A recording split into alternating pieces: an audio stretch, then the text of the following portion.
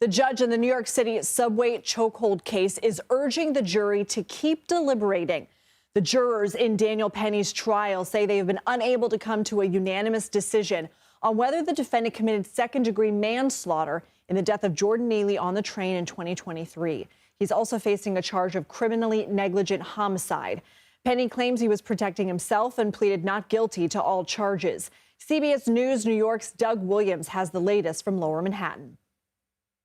Friday's developments certainly give us a glimpse behind the curtain in terms of what this jury is dealing with in their deliberations so far. Just before 11, the jury brought a note to the judge that said, in part, we, the jury, request instructions as we are unable to come to a unanimous vote on count one. Now, that is the charge of manslaughter in the second degree. It's the more serious charge of the two. It carries a sentence weight of potentially up to 15 years in prison. As the judge had instructed them really from the beginning, they must agree on that charge before they can even consider the second charge of criminally negligent homicide. The jury's been told all along that if they were to find Penny guilty of manslaughter in the second degree, they would not have to issue a decision on the lesser count. It was discussed, both sides of attorneys as well as with the judge. The defense asked for a mistrial. The judge instead decided to tell the jury, keep trying. And then moments later, another note from the jury once they had returned to their deliberations, asking for further definition from the judge for the word reasonable in terms of when physical force is necessary. The judge began his response to the jury with simply, it's up to you to decide. Here in Lower Manhattan, Doug Williams, CBS News, New York. Doug Williams, thank you. CBS News legal contributor Jessica Levinson joins us now. Jessica, good to see you. What does the jury's statement tell you about the complexity of this case and how the deliberations are going?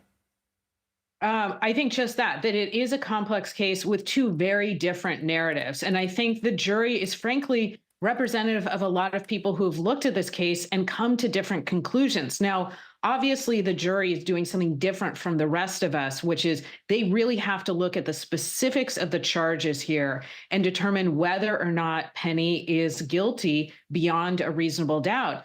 But the two competing narratives are really one of a Marine who went way too far for too long and used excessive force. That's why, as we just heard, that question about reasonableness is key. And then the other competing narrative is of a hero who helped keep everybody on that train safe for somebody who was acting erratically. Now, we don't know if the jury is at 11-1 or 6-6, but what we know is, frankly, I think that they're having trouble with these competing narratives. They're having trouble coming to a consensus.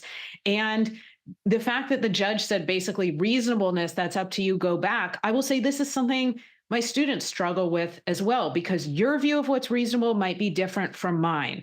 And they're trying to find some sort of objective standard. And this all comes down to, did Penny just go too far for too long? Jessica, I got to be quick with you on this, but what is the difference between the severity of these charges and the max sentences for each?